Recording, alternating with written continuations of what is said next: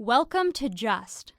Before you get into the experience, I'm going to teach you how to get around and interact with your surroundings. In virtual reality, you don't walk, you teleport. Press down on the trackpad and point the controller where you want to go. Let go of the trackpad to teleport to that spot. Look for the glowing rings on the ground to advance to the next part of the experience. Nice teleporting! Next, you'll learn to pick things up and open doors. Reach out, squeeze the trigger on the back of either controller to pick up the cans in front of you.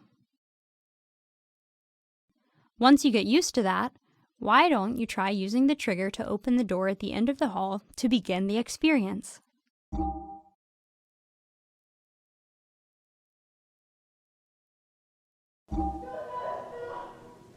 Good! You made it. Why don't you grab the mail down the hall? Great. More bills. Well, come on in through the door behind you and set them on the table.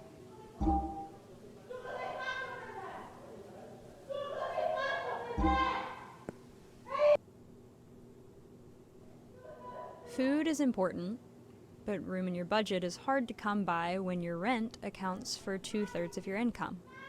Luckily, you are eligible for food stamps. But if you miss a few too many meetings with your caseworker, you can be cut off, leaving you on your own for that month. Let's use what we have to make dinner. Why don't you bring some food over to the stove?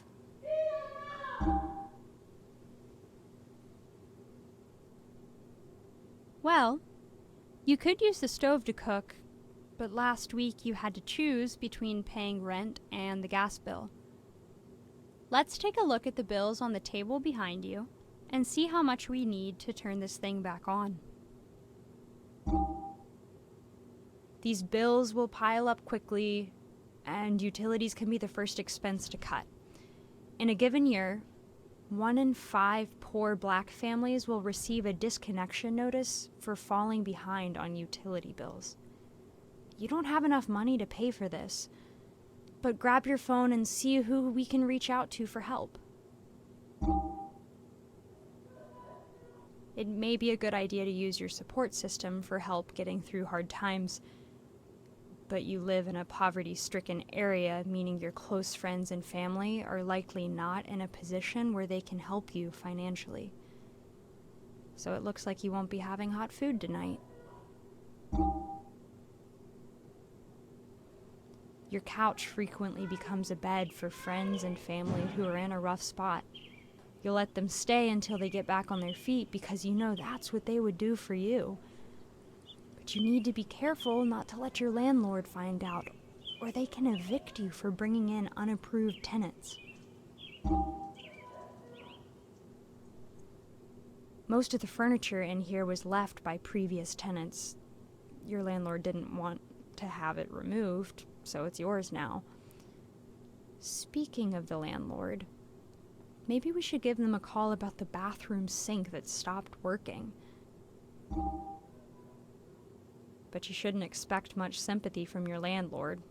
It's likely that she rents all of her properties to tenants below the poverty line, so she knows that it can be much worse for you.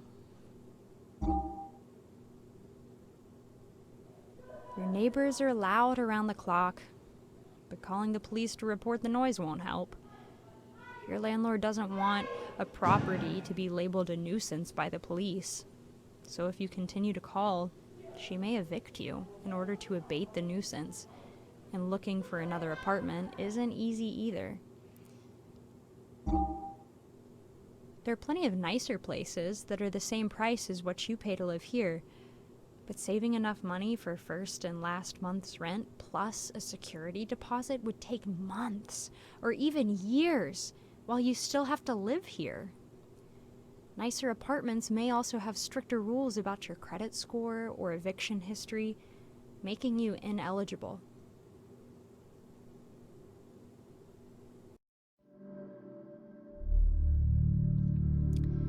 This experience may seem frustrating in the few minutes that you've walked through it, But no simulation can communicate the stress and burden that poverty places on you day in and day out for years with little hope of improvement.